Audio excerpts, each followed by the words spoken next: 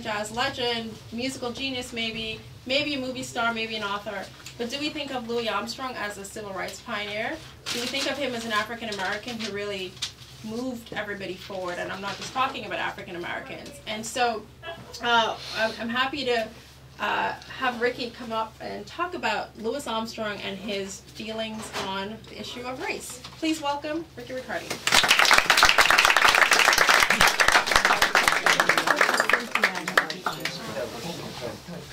Well, I'm all out of time.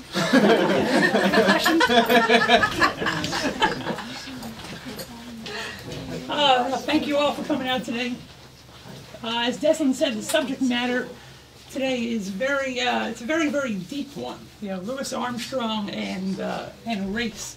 And to get things moving, I'm actually going to start off with a quote from Lucille Armstrong. This is Lucille Armstrong on a television show in 1972. And on this show, this is the year after Louis died, on the show she mentions the great things Louis did for his race. And the host, he's really never heard of this stuff. And he's kind of says, yeah, I never really knew about this.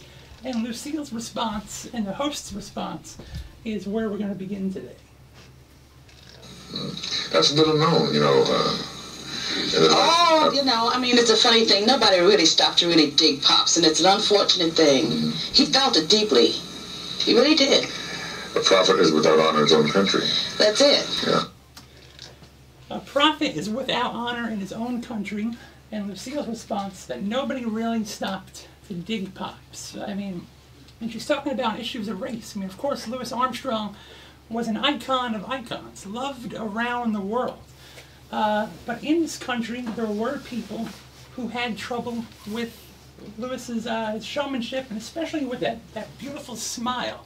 That smile that brought so much love and so much happiness to everybody around the world. There were people who would see that and say, oh, look at Louis, he's nothing but an old Uncle Tom. You know, black people are struggling, and why is Louis up there smiling? He doesn't understand race, he doesn't understand the issues. Well, those people couldn't be more wrong. And fortunately, what we have are the words of Louis Armstrong on this subject, and that's really what I'm going to be dealing with today. But first, another quote from Lucille. This is Lucille in the same interview. She mentions that Louis occasionally, his temper would flare on these situations. And again, the host, who only knows the happy, smiling Louis, he's kind of surprised at this. But Louis was that kind of person. Either he said nothing, and when he got angry, he said what was in his heart and his mind. But of course it came out, I mean, it all was beautiful. Now, of course, everybody's in the bag now. Everybody's on the bandstand. Yeah. It's hard to imagine Louis Armstrong getting angry. Well, he does. He's only human. You should be with him at home with me sometime. And here we are in Louis Armstrong's home. We're literally at home with Louis Armstrong today. And as Lucille alludes to, you know, when Louis was confronted with what he viewed as social injustice, the words could fly, the temper could come out. And you know, having said that, I would like to say that because of the issue and the stuff I'm going to be sharing today, you know, there is you could say a parental advisory on some of the clips. You know, Louis Armstrong, he could use, you could say, salty language when he was hot. Now, he didn't do this in public, naturally. But Louis was a fanatic about tape recording. You could see his reel-to-reel tapes in some of these cases and his collages. And it was with his reel-to-reel tapes that Louis would mark down his feelings on racism, his feelings on music and everything else. And he knew these tapes were important. He told Lucille before she died, make sure you save the tapes.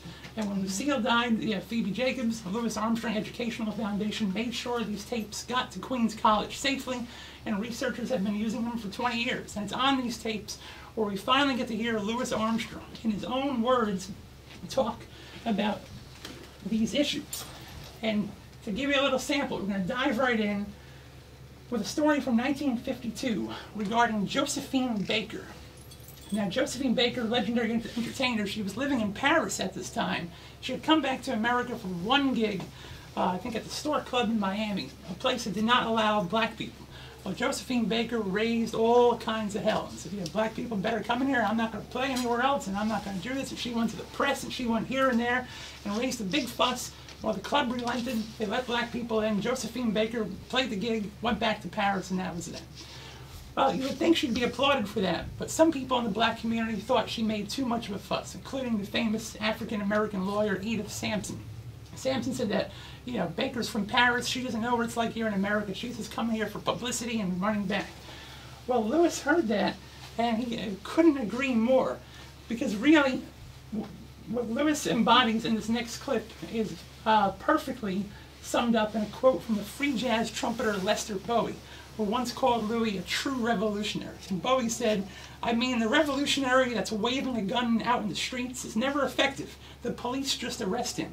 But the police don't ever know about the guy that smiles and drops a little poison in their coffee." Well, Lewis, in that sense, was that sort of revolutionary, a true revolutionary. And that's what you will hear on this clip. Lewis, this is Lewis backstage reading Edith Sampson's words about Josephine Baker, and he can't agree more, because he figures when you have talent, you don't need to raise such a fuss. Your talent will speak for itself and will break down those barriers that exist. That's what I say, man. When you have ability, you don't have to go through a whole lot of who struck John.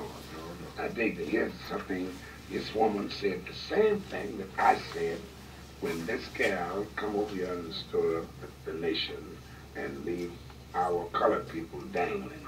And it's Josephine Baker. And this woman says the same thing I said when this gal made all that stink, but not only at the Stalk Club, but she goes down in Miami and she raised all that hell because the colored people couldn't come to see her act. But she don't raise hell so the colored people could come in the place after she leaves. So you know she's vain. See, and if she had talent, she wouldn't raise no hell at all. She wouldn't have to open her mouth. Ability would speak for itself. See what I mean? And you can take anybody that's inferior, they'll raise a whole lot of goddamn hell for no reason at all. So, that's Louis. Yeah, that's Louis on the subject. And the more he goes on about Baker, he gets into more detail about how Baker just came to America and played the one time and left. And he said that she was from St. Louis. Yeah, her mother lived in St. Louis. There were still deep problems with segregation in St. Louis. Well, why didn't she stay in St. Louis and do something about it? You know, Lewis did something about it, but he didn't hold press conferences. He didn't go around beating his chest. He did it through his talent. He did it through his actions, and he was loved the whole world over. So here he is more on Josephine Baker. You know what I said when I read all that mess she's pulling in the country? I said, if Josephine Baker's willing to go back to St. Louis, where she came from, before she went over there and locked up on all that other shit she's going through, then it's a different story. Progress, there will be need. Yeah, then she can go back home and then we right there with us. But she gonna come over here and stir up the nation, get all them old fays, people that thinks a lot of us against us, because you take a bunch of narrow-minded spades following up that jive she's pulling. You understand? Then she go back with all that loot and everything, and we are over here dangling. Yeah. I don't dig her. I don't dig her.